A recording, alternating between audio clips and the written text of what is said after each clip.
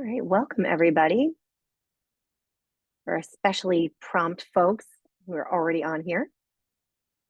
We're going to give everybody a few minutes to hop in, but it looks like we're, everyone's funneling in. I really appreciate everyone giving up your time on a Wednesday night to talk about ranked choice voting with us. We will give everyone a couple minutes and then we will get started. If you have questions as we are all going through, either right here at the outset or as we're going through our slides and our talking points, please feel free to put them in the Q&A box down at the bottom. I think the chat is not as user-friendly on a webinar, and we don't want to miss anything. We want to make sure that we answer all your questions. So go ahead and type them in there as we go. Right.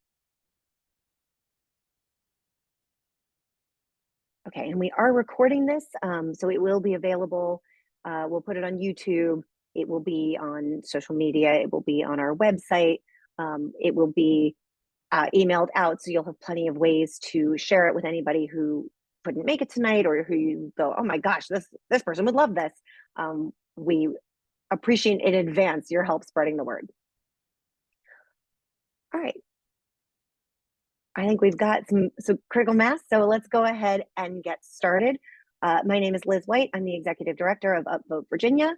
We're leading the ranked choice voting efforts in Virginia, and I am joined this evening by our Programs Director, Tamara Allen, the Vice Chair of the Prince William County Board of Supervisors, Kenny Boddye, and Senior Policy Analyst from FairVote, which is the national group that works on ranked choice voting, Rachel Hutchinson. So we are going to jump right in. I'm going to give an overview of just how ranked choice voting works. Please feel free to ask for clarification on anything or ask any questions. We're really doing like a 101 here, really the ranked choice voting basics. So please don't feel like if you don't have all of the answers or can't explain ranked choice voting to a friend yet, please feel free to ask for the clarification because we'll get you there. But there are no dumb questions. So we're going to start with that. We're going to talk about what ranked choice voting is and how it works. We're going to talk about what I will talk about what laws currently exist in Virginia. And then I'm going to hand it over to our panelists. So thank you again for being here. And I'm going to share my screen and we're going to jump right in. And share. Everybody see it okay? All right. So what is ranked choice voting? Obviously, UpVote Virginia, as we are now, is a fan of ranked choice voting. So the way we describe it is that it is a simple change to our ballot, which enables better voter experience, a better campaign, and ultimately better government. And the long and short of it is when you go to vote, instead of just picking your top choice, you get to say, this is my top choice, but this is my second choice, this is my third choice, etc. So the way ranked choice voting works, and we're going to assume we're talking about ranked choice voting in a race with a single winner. So a congressman or a senator or a legislator or a mayor, something like that. So everybody goes and votes, and you have the option to rank your first choice, second choice, third choice, etc. And the goal is to find the candidate that has support from the majority of voters. So 50% of voters plus one. So we're going to count up all the first choice votes. If a candidate has cracked that 50% threshold, then we're done. Everybody goes home early. We didn't need ranked choice voting in this instance, and it is not necessary in that particular election. But especially as you get more and more crowded fields of candidates, that becomes less and less likely. So we're going to count up all those first choice votes. If nobody has reached that majority threshold, we're going to eliminate the candidate that got the fewest first choice votes. Then we're going to count it all again. And if your first choice is still in the mix, then your vote continues to count for that person. But if you cast your first choice vote for that candidate that's now eliminated, you get to stay in the conversation. Your vote now counts for your second choice. And it's an instant runoff is the other name for this kind of ranked choice voting. So we're just going to continue that process until a candidate reaches that 50% threshold. And we've identified the candidate that the majority of voters support. So we'll go through that again in picture form. So imagine you have a 4-candidate, let's say this is a primary, and you have a 4-candidate race, and turquoise has about 44%, which in a 4-candidate race in the traditional winner-take-all elections that we're all used to, we'd probably go, all right, that's pretty good. But all we know from this breakdown of votes is that 56% of voters didn't want turquoise. So we're going to eliminate dark purple. We're going to thank them for their excellent campaign, and we're going to kick them out of the running. And we're going to see where those votes go. And we're going to get a lot more information from this next round. So it turns out dark purple's voters had a lot in common with the turquoise voters and with light purple's voters. And turquoise, again, is almost there. I mean, that's, you know, in this graph that we added squares to, they're, 59 or 49%, let's say. But again, for all we know, Orange's voters could just absolutely hate turquoise. Maybe not, maybe there's overlap, but we don't know. So the best thing we can do in a single winner race is find the person who has support from the majority of voters. So we're going to keep going. We're going to eliminate orange. We're going to redistribute those votes. And it turns out in this case, there was a lot of overlap between orange and turquoise, and enough of orange's voters were happy to support turquoise as their second or third choice. That's usually what happens. Usually the candidate who is in the lead after the first ballot ends up winning the whole thing. And some people say, well, Liz, then why are we bothering, right? Like, if that's what happens, why are we going to change it up? It's for the cases where that's not true. It's for the cases where 56% of the voters really didn't want turquoise, where turquoise is the kind of candidate, kind of divisive, polarizing candidate who's either your first choice or not someone you want anywhere near that office. So it is a gatekeeper to polarizing candidates, and it's a way to identify candidates that have consensus. Ranked choice voting is a relatively new conversation in Virginia. So we get asked a lot, like, well, why now? Why am I suddenly hearing about this? And I think for Virginia, the reasons are mostly twofold. And one is that we've just all reached the peak polarization of our politics, right? Everything is my team versus your team. Everything's very tribal. Everything is very divisive and a real zero-sum game. And the incentive structure for our elected officials and our candidates for office are so skewed that they are punished for compromise, punished for conversation, punished for nuance, and rewarded for on-message partisan talking points. And that doesn't really bode well for the voters. The second reason, which shouldn't be a problem at all, is that more and more people are stepping up to run for office. And that should just be unqualified good news for voters. That should be more diversity of thought, more perspectives in the race, a more robust conversation, more brain power on solving our problems. But our traditional elections are not built to handle those crowded fields. I know you all are mostly a Prince William crowd. You all just, if you voted in a Democratic primary lately, you probably voted in a pretty crowded field. And we are having more and more of those. And ranked choice voting is a really good way to cut through a crowded field and not punish voters for having too many choices. So I'm going to go through real quick the benefits of ranked choice voting, and then I'm going to pass this off. Usually this is a much longer slideshow, but I wanted to share our time. So the benefits of ranked choice voting, I mean, one, we've already talked about, it ensures a majority winner. It ensures that the most voters are represented as mathematically possible. The second part that, again, we've touched on is that candidates are rewarded for building consensus.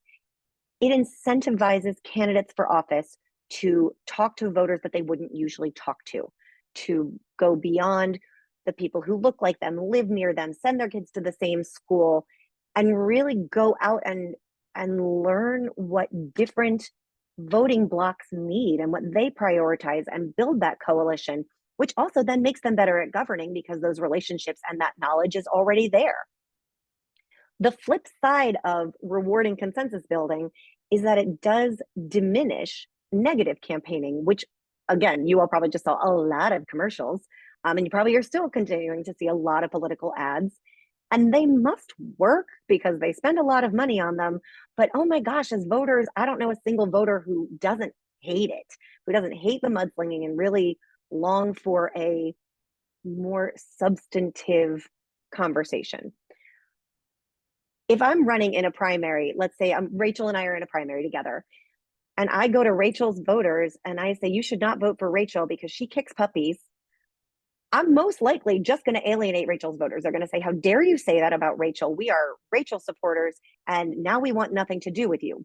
Whereas in ranked choice voting, if I said, oh, you're Rachel supporters, she's great, isn't she? I love Rachel too. I would really like your second choice vote. Now, all of a sudden, if Rachel is eliminated in the tabulation before I am, I've got this whole voting block who have potentially ranked me second that I didn't alienate.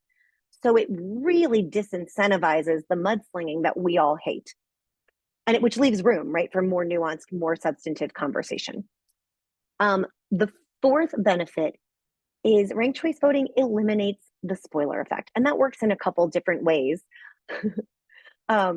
One, you don't have the third party kind of presidential dynamic that we've been seeing, where no one ends up with a majority because there was that spoiler candidate, a third party, an independent, whoever, who again should not be penalized for being in the race, but takes just enough of the vote to skew the result. The other way it works, which is going to lead into number 5, is that sometimes we find that voters are all thinking like pundits, and we go, oh, there's two people who are similar in the race, and that is maybe a similar policy position, a similar background, they're the same race, they're two women, they're two young people, whatever, our voter brains are going to go, oh, they're the same in some way. They're going to inherently split the vote in our current system. The voting bloc that wants a candidate like that, whatever that is, they're going to split their voting power between multiple candidates. With ranked choice voting, if the electorate wants a specific kind of candidate, the votes will coalesce around that kind of candidate. So what that ends up resulting in for people who want to run for office, for new voices, and again, this is leading into number 5, this is usually women, people of color, younger candidates, first-time candidates. They are told to wait their turn. So often they're told, we already have someone like you. It's not your turn yet. You're going to steal someone's votes. You're going to spoil the election. And in ranked choice voting, you can just have as many choices as are out there. As many people as throw their hat in the ring, they become legitimate choices without punishing other candidates, without splitting the vote, and voters end up getting the kind of representation that they want. In Virginia, currently, the only ranked choice voting law on the books is a pilot program that was passed in 2020, patroned by Delegate Sally Hutchinson from Charlottesville. It allows localities, so counties and cities, to adopt ranked choice voting for their local legislative elections, county boards of supervisors, city councils. So it's pretty narrow. Arlington County is the only locality so far that has adopted ranked choice voting. They have used it for 2 rounds of their Democratic primaries for county board, and they're going to use it for the first time in a general election this November for county board. In other news, Charlottesville City is going to vote on adopting ranked choice voting next month at their meeting. So hopefully Arlington won't be the Lone Ranger for very much longer. But there is also history in Virginia beyond just these state-run elections. Most notably, the Republican Party of Virginia used ranked choice voting in 2021 at their unassembled convention to nominate Governor Youngkin, Lieutenant Governor Sears, and Attorney General Miyares. All of those nominees were selected with ranked choice voting, and the anecdotal evidence from that is things like, oh man, I worked for this other candidate and we had all these negative ads lined up and we couldn't use them because of stupid ranked choice voting, which seems like a great endorsement to me. But most notably, it kept out polarizing, unpopular candidates who would not have fared well in a general election, and rather propped up a really obviously electable ticket. And the Republicans won statewide office for the first time in 12 years because they had a unified party around candidates who built consensus. They were popular with broader swaths of the party. It worked so well that Republicans continued to use it. In 2022, they nominated 3 congressional candidates using ranked choice voting. And the reason they were able to do that, I know we just said it's only applicable to city councils and county boards of supervisors, but they had party run primaries. So like in-house nominating contests rather than a state run primary. But congressional districts 8, 10, and 11 all nominated their Republican nominees for Congress with ranked choice voting. And then when Congressman McEachin passed away in Richmond, the Richmond congressional district number 4, Republicans nominated their special election candidate with ranked choice voting as well. So there is a lot of precedent on both sides of the aisle. It's building momentum. And the goals we have moving forward, obviously, is to get other localities to join Arlington and hopefully Charlottesville in using the options that already exist. But we also want to give those localities more flexibility. We would like the General Assembly to expand the local option so that localities have the flexibility to use ranked choice voting in ways that work for them. Maybe that's mayor, maybe that's school board, maybe that's constitutional offices. But the more I do this local government work, and I know that Supervisor Boddye can attest to this, every locality is different. No 2 localities in Virginia have the exact same structure and needs and priorities and, you know, unique quirks. They should have flexibility to figure out how to use this. And then the other thing we are advocating for at a statewide level is giving the political parties the option to use ranked choice voting in state-run primaries. So that's everything from your delegate and senator to your federal, your congressional representatives, all the way up to president. Again, this would be the party's option, but it would really solve the problem of, oh, look, we're gonna have 20 people in these presidential primaries, and look, somebody won with 27% of the vote. There's better ways to cut through those fields. I think that is all I've got on my slide, so I am going to stop sharing my screen. Randy, I'm looking at your question in the Q&A. If there's a RCV in the general election, why even have primaries? It seems that the function of primaries is to avoid splitting votes among candidates with similar positions. RCV seems to solve this problem. We say all the time that ranked choice voting is not a one-size-fits-all reform. There are lots of different ways to apply it. And I think this is part of giving localities, especially, the flexibility. If there might be some localities who go, oh, actually, you know what? We really don't need primaries. If we're going to do RCV in the general, we don't need a primary, or everyone can run in the same primary. I mean, because you don't necessarily want 25 people on a general election ballot. But for example, the way Alaska, which I know Rachel's probably going to touch on, but the way ranked choice voting works in Alaska is they put everybody in one big primary, like California, jungle primary. The top 4 vote getters go on to the general, and then they use ranked choice voting. So there are a lot of different ways to go about this. Our goal at this point is voter education, legislator education, and really just expanding the options. But it's a really great question. Okay. So Rachel, I'm going to pass this on to you. And Rachel, if you are not familiar with FairVote as an organization, I highly encourage you to check out their research, check out their analysis. I rely on them tremendously. They are an incredible partner. And Rachel is super responsive and knows so much. So I'm so excited that she is here to share some of her knowledge with you all. And she's going to really cover a national perspective on ranked choice voting, other ways it works across the country, and share some of FairVote's fantastic analysis on how ranked choice voting worked in Arlington County. So Rachel, I'm going to pass that on to you. Thank you so much. Thanks so much, Liz. Super excited to be here. So my name is Rachel. I'm a senior policy analyst at FairVote, and that basically means my job is to collect and conduct research on how ranked choice voting is working in practice across the country, and then basically analyze its effectiveness as a policy. So I'm here to share a little bit today about what we've learned. So here we have a map of all the places that ranked choice voting is used across the United States. It is the fastest growing nonpartisan voting reform in the country. There were just 10 cities or so using it in 2016, and now we're up to 50 jurisdictions that have welcomed this reform. As you can see on the map here, there's really a variety of places and contexts that it's used across the US, which I will get into on the next slide. So how ranked choice voting is used, I should start by saying that wherever it's used, you're going to get some of the same universal benefits, right? So majority winners, voters are going to be able to more honestly and express their nuanced preferences, but depending on where you use it, there are some additional benefits on top of that. So for example, ranked choice voting is used statewide in Maine and Alaska for all federal elections.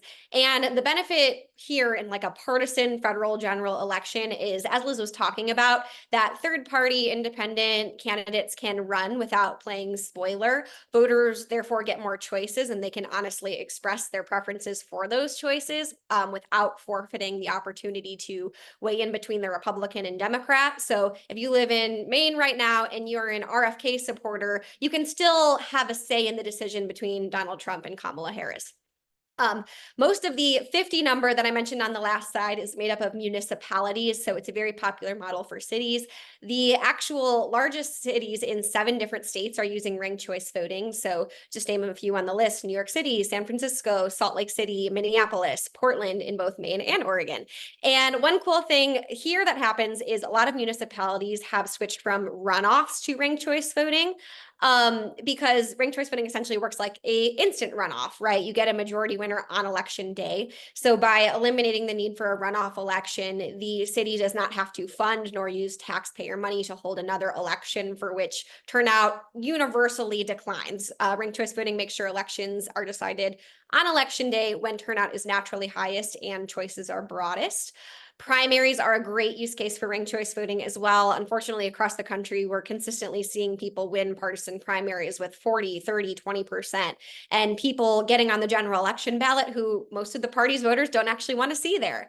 And so when we have ranked choice voting in primaries, it makes sure we're sending candidates to general elections who are preferred by the majority of party voters and represent the party brand well, and then give voters strong choices on the general election ballot. So Liz already mentioned the Virginia GOP has already used this for a few of their nominating contests. Also, there have been 5 state Democratic parties in 2020 that used it for their presidential primaries, among some other examples. So a quote here from US Senator Michael Bennet really embodies some of these different benefits that we see, which is that it gives more options at the ballot box, increases competition, eliminates runoffs, and rewards candidates who have broad appeal. So I would say the number one most universal truth that we find out about ranked choice voting in our research is that voters like it and they understand it. Every single exit survey that we've seen supports this. So just to give a few examples, when Alaska voters used it for the first time, 85% reported that it was simple. When New Yorkers used it for the first time, 95% of them said that, and 77% said they supported using ranked choice voting in future local elections. When Mainers used it for the first time, 61% supported keeping or expanding it. And when the Virginia GOP voters used it for the first time, a majority of them said they preferred it to single choice voting.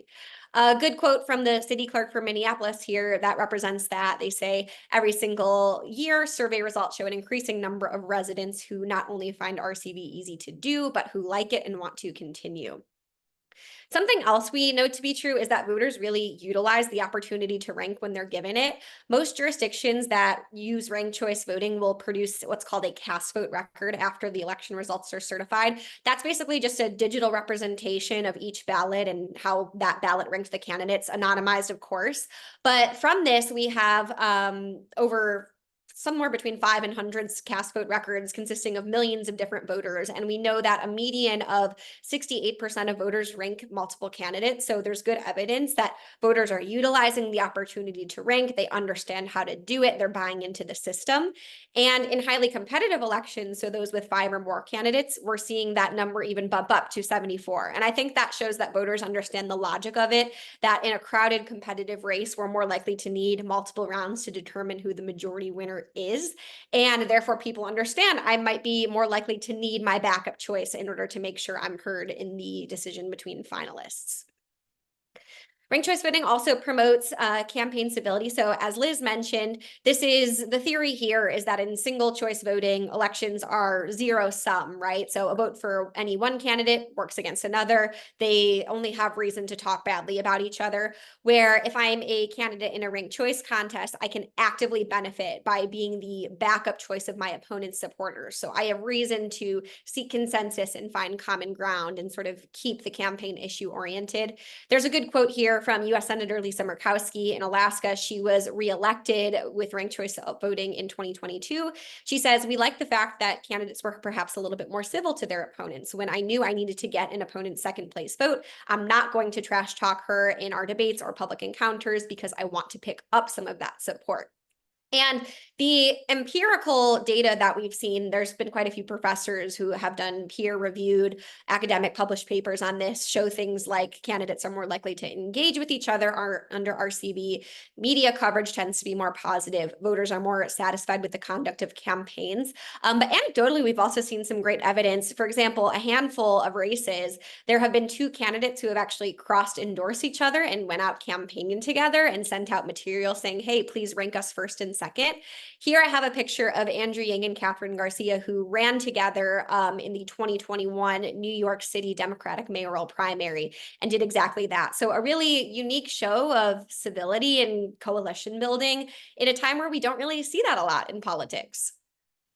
We've also seen RCV increase representation. So how this sort of works is that I think often today, young, upstart, diverse candidates are told, wait their turn, don't sort of spoil the race or siphon votes for the more seasoned candidate within our demographic or partisan group. Whereas with ranked choice voting, that's no longer a problem. I have a good quote here from mayoral candidate Diane Morales. She ran in that New York primary I was just talking about. She says, "Candidates like me, political outsiders, first timers, women of color are often overlooked. Words like viability and electability serve as gatekeepers. Ranked choice voting has the potential to give voters real options and change the playing field for candidates like me." So we've seen some historic wins for ranked choice voting in this dynamic working in practice. For example, under ranked choice voting, Minneapolis, St. Paul, and Salt Lake City elected their first majority people of color city councils. New York and Las Cruces, New Mexico elected their first majority female city councils, and Alaska elected its first Native congresswoman. And here we have a picture of the current St. Paul, Minnesota city council. We also know that ranked choice voting identifies consensus candidates. This is natural. Candidates need 50%, so they need broad support in order to win RCV elections. They are incentivized to not just target their base, but maybe seek support from unlikely places. And returning back to that cast vote record data that I was mentioning ago, from this, we know that in US RCV elections, 75% of ballots rank a winning candidate in their top three. This is something we call high consensus value. So it basically means that the supermajority of voters in these elections are seeing a candidate of their choice win, are seeing themselves represented in the result. If not through their first choice, then maybe through a second or third. We've seen some of the most moderate members of Congress be elected under ranked choice voting. What comes to mind is in Alaska, we have Republican Senator Lisa Murkowski, Democratic Congresswoman Mary Peltola. In Maine, we have Republican Senator Susan Collins and Democratic Congressman Jared Golden. All of these people I just mentioned have some of the most bipartisan records in Congress. This is not to say that RCV like exclusively benefits centrists or anything like that. It really just benefits whoever this consensus candidate is in that district. For those states, those candidates made sense. But if we're talking about a more conservative state, it will elect a more conservative governor or whoever. If we're talking about a progressive city, we're likely to see progressives elected. Also, as Liz awesomely mentioned, the Virginia GOP used RCV for some congressional races in 2022 and not for others because that was a decision by the local party. And so based on some exit survey data that we've actually seen, the candidates who were nominated from those ranked choice elections had higher favorability ratings by voters who were polled than those who did not. A few notes about RCV and election administration. So modern voting equipment from the major US manufacturers is already RCV compatible. What this basically means is that any costs associated with implementing ranked choice voting is really just the cost of updating old voting machines that are due for an upgrade anyways. And as far as processing ballots, the chain of command, reporting results, all of those are pretty much the same between a ranked choice voting contest and a non-RCV contest.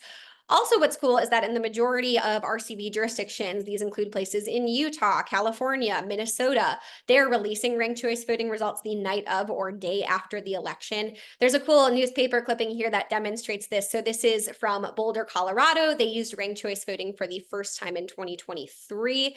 At the top of the newspaper here, you see they're commenting on a city council race. And this particular race was only between two people, so it didn't use ranked choice voting. But in this race, a couple days after the election, the result was still not decided. The leader was flipping back and forth. Where right under that, we see that the mayoral election, which used ranked choice voting, had already reported the result and we already knew who won. And then I'll touch a little bit on something closer to home in Arlington. So Liz did a great job explaining how the county board piloted it for the first time in 2022 and how they've since expanded it to both all future primaries and are piloting it for the general election. So I'm going to talk a little bit about sort of what we saw in the two elections so far. So in the 2023 Democratic County Board primary, this was a multi-winner election. So that means we nominated two candidates out of here because they were competing for two spots in the general election. And voters ranked the candidates at high rates, and both of the people who went on to win the nominations really relied on second and third choice support to reach those thresholds to elect. We saw 84% of voters ranking a winning candidate, so nearly all voters here seeing themselves represented in one or both of the nominees on the general election ballot. 90% of voters selected a low-performing candidate as their first choice, also ranked a finalist. So again, it shows that voters understand the logic. They understand that if their favorite candidate is someone who is less viable, polling, worse than others, that they really ought to rank a backup choice if they want to have a say between the top candidates. We also saw the highest turnout of any Democratic primary for county board in 2023. And then in 2024, there was another county board primary, and there was actual exit survey data for this one. So we got to find out how voters felt about it. 88% said ranked choice voting was easy. 67% wanted to use it again. 95% of voters expressed their preference between the top two candidates. So nearly all voters got to have a say between the finalists here. And two candidates cross-endorsed. So similar to the Andrew Yang, Catherine Garcia example I was talking about, two candidates said to voters, hey, we're working together here, rank us first and second. And that's all I have as far as slides, but happy to take any questions in the Q&A, or if you want any more specific numbers or links to research, please feel free to reach out. My email is just rachel@fairvote.org. Rachel, thank you so much. Before we move on, I'm going to flag Shane's question in the Q&A because I know this is an ongoing conversation in the wider ranked choice voting movement. What are some reasons why a state or locality would choose to have final tally reporting of a ranked choice voting election like Virginia currently does, where we don't get anything beyond the first round until they've counted every single ballot, versus having, as you were talking about, these localities or jurisdictions that release everything, all the rounds on election night, and then maybe update them as needed through the week? Sure, good question. So our best practice that we recommend at FairVote is to report the full ranked choice tabulation frequently and as quickly as possible. I think the reason why some jurisdictions don't is because if it's a particularly competitive election, the results might change a lot between when 50% of ballots are in and 75% and 90% are in. And so some administrators are worried that that change might be jarring to people who are following the election closely. But I think the best thing you could do is probably just report as frequently as you're able to. There's also a question in the chat from Janice Morris, if folks wanted to look at that quickly. I was hoping that you were going to cover that in your next section. That's fine. But yes, if we want to flag that, Janice asked in the chat, talked about using RCV from a political strategy perspective. She likes that if her first choice doesn't have the most voters, she can support them and still have a second choice if they're dropped. So her values continue forward. And I think that's a really good way to phrase that. And says she would like to reduce extremism in politics. Can we explain how this works even more effectively when there are many candidates on the ballot? So with that, Supervisor Boddye, if you would like to take over and talk about a a Prince William perspective and a regional perspective on ranked choice voting. That would be great. Sure. So thanks so much, everyone, for joining us. And I'm not muted, am I? Everyone can hear me? Okay, great. So, hey everyone, Kenny Boddye. I sit on the Prince William County Board of Supervisors. I'm the Occoquan District Supervisor. I'm also the Vice Chair, but I wanted to share the two very big primaries we have had on, especially the Democratic side, for the House of Representatives this past June.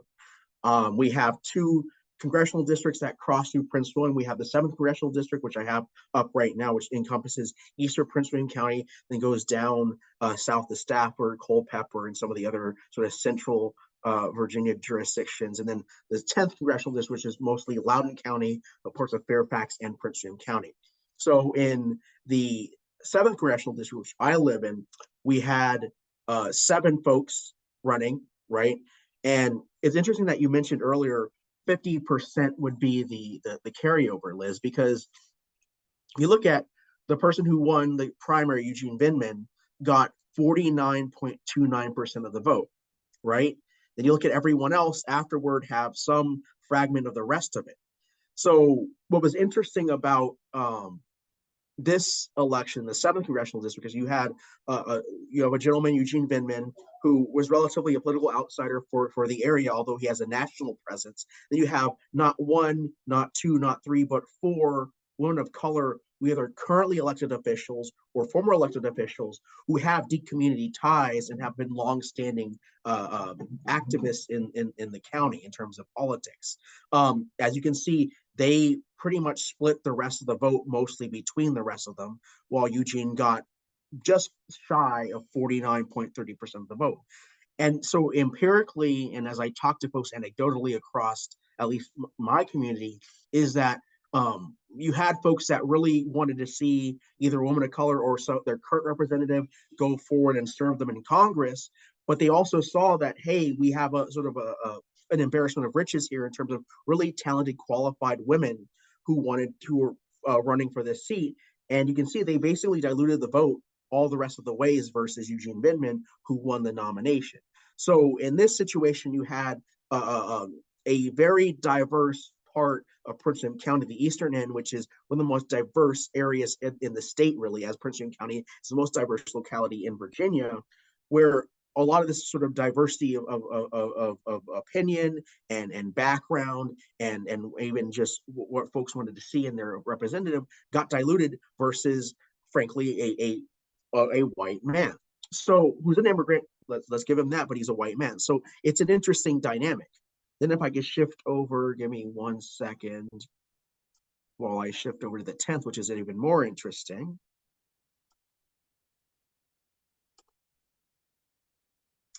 Yes, here we go. So I just wanted to start up here. Yes, you have 12 candidates in the 10th Congressional District in the Democratic primary. 12. Suha Subramaniam, who got the winning number of votes, won with just 30.43% of the vote. The next is Dan Helmer at 26, and it sort of dilutes down from there. But think about that. It was mentioned earlier. Think about having someone win, not even with a close non-majority like Eugene Vindman did, but someone with just 30%, less than 1/3 of the voters chose him as their pick, right? And you have, this is a completely different dynamic because you have a lot of people who currently served elected office in that primary. You have sitting delegates, sitting state senators, the former Speaker of the House of Delegates. You have folks that are all well-established elected officials, or in the case of Boddye Carney, the former Secretary of Education in Richmond. So you had a lot of folks who may have not wanted Sue Haas or Dan Helmer. They may have chosen Eileen Phillicord, Jennifer Boysko, something like that.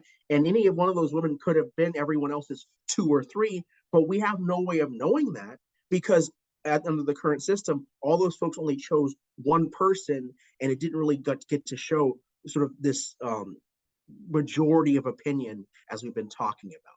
So much different dynamics between both of these two very big races, but it really informs where we're going, at least in Northern Virginia, and frankly, in a very diverse area like Prince William County and the Fairfax area, where you have some of the most diverse localities and diverse communities in the country, where we have in Prince William County, 1 in 4 people in Prince William County is from another country, for example.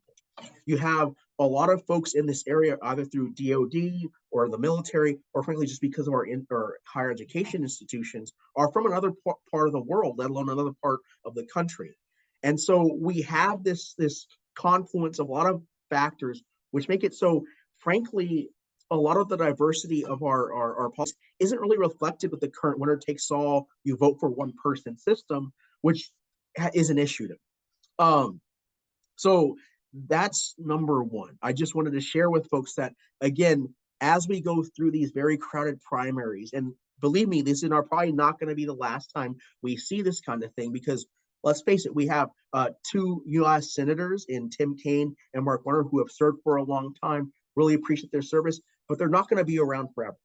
And we see this every single time there's a retirement. You have 10-person, 8-person, 12-person primaries for these very large, high-profile seats.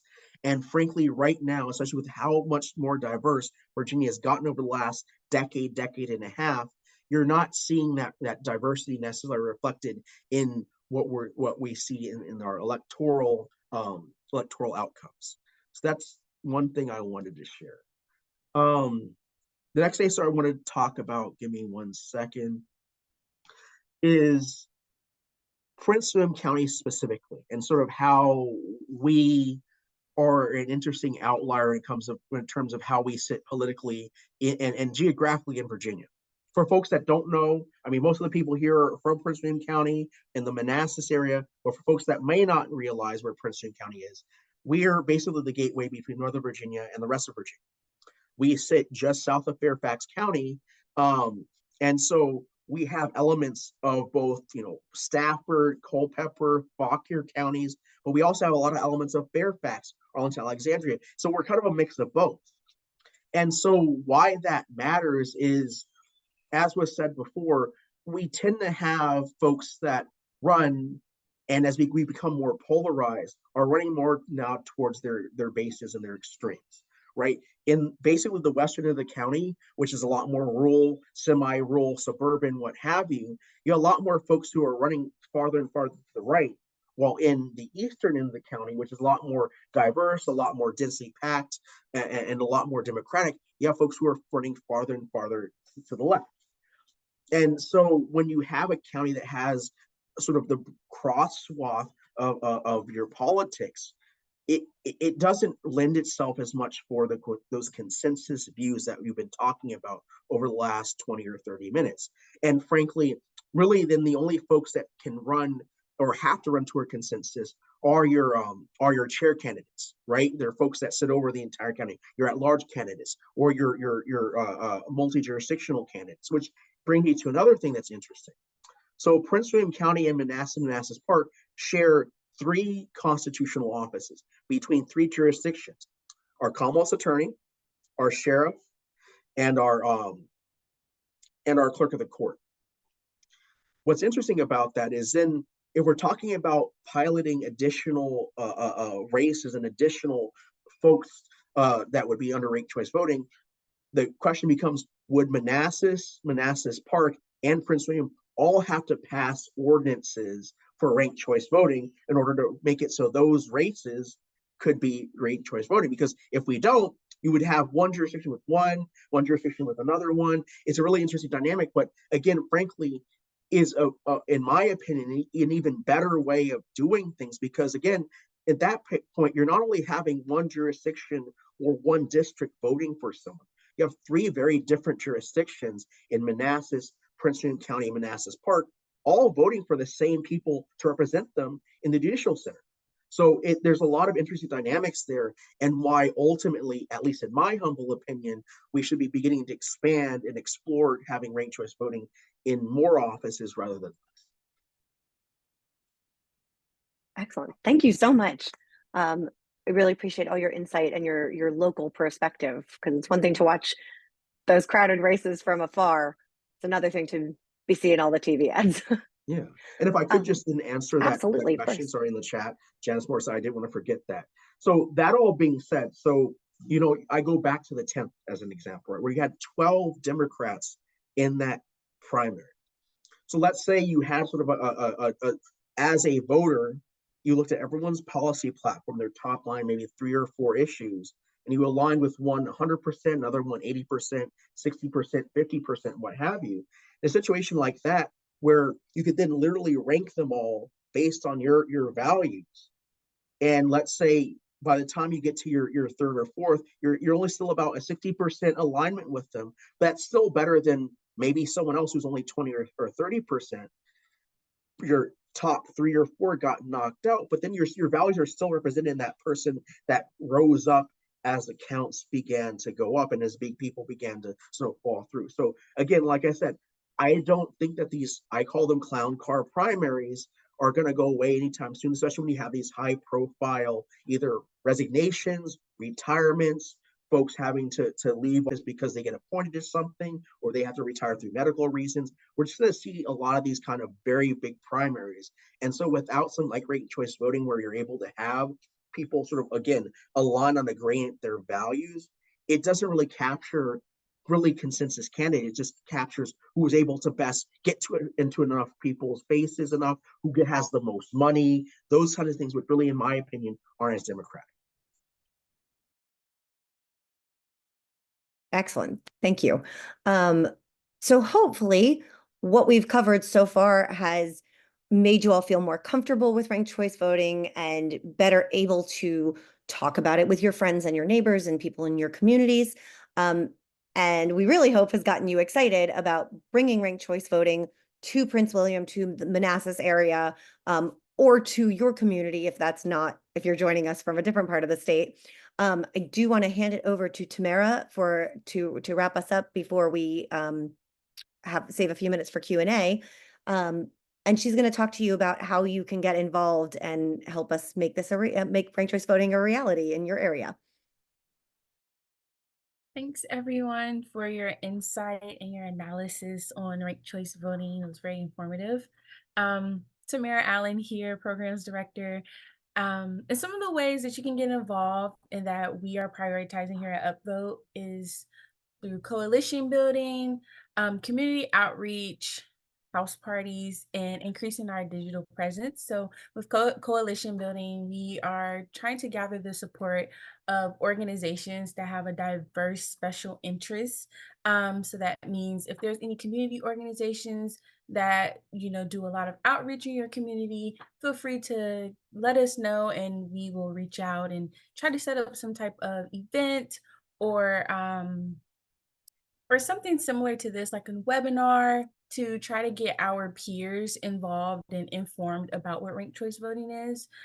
We do also community outreach, like attend festivals, farmers markets, civic league meetings, anything that is community based specifically to your community, we are there. And house parties. House parties are a fun new thing that we're doing. We do have a volunteer that is going to be hosting a Fairfax house party coming in August. So stay tuned on how that goes. It's going to be great. I'm already knowing it's going to be great. But house parties are a fun way to gather some of your friends, family members.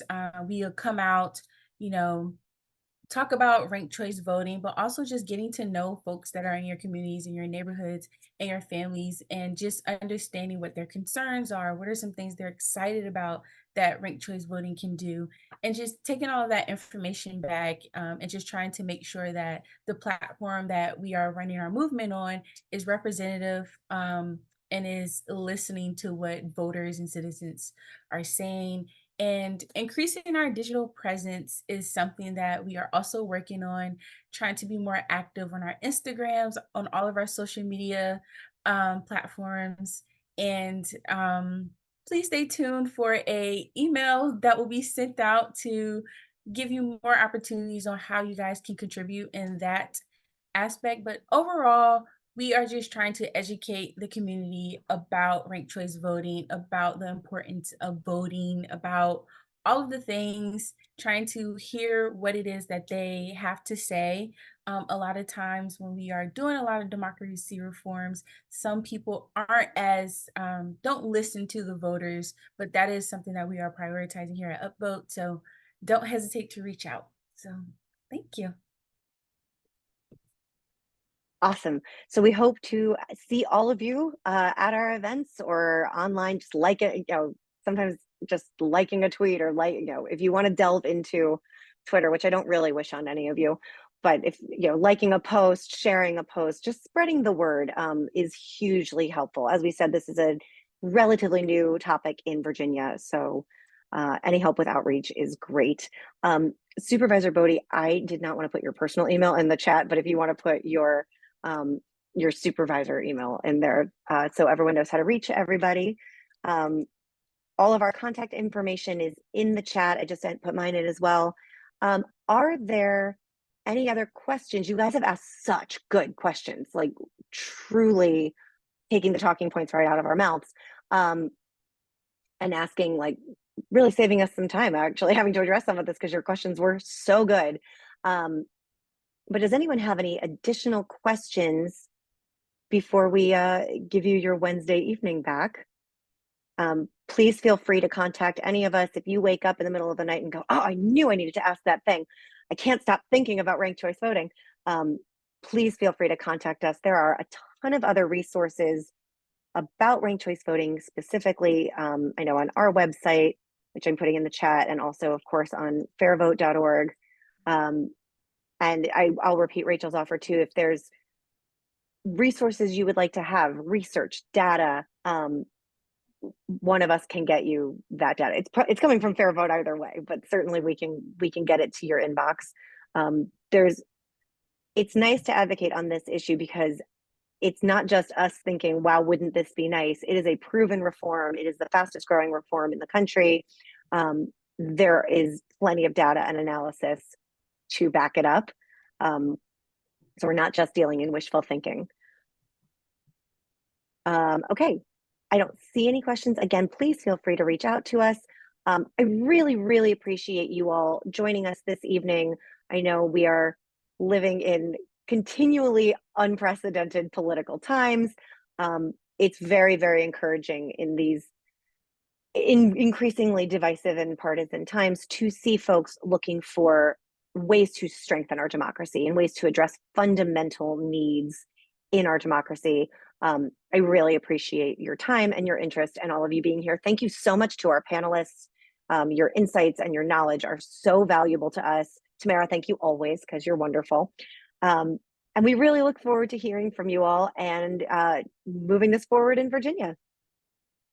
Thank you all so much. Have a great evening.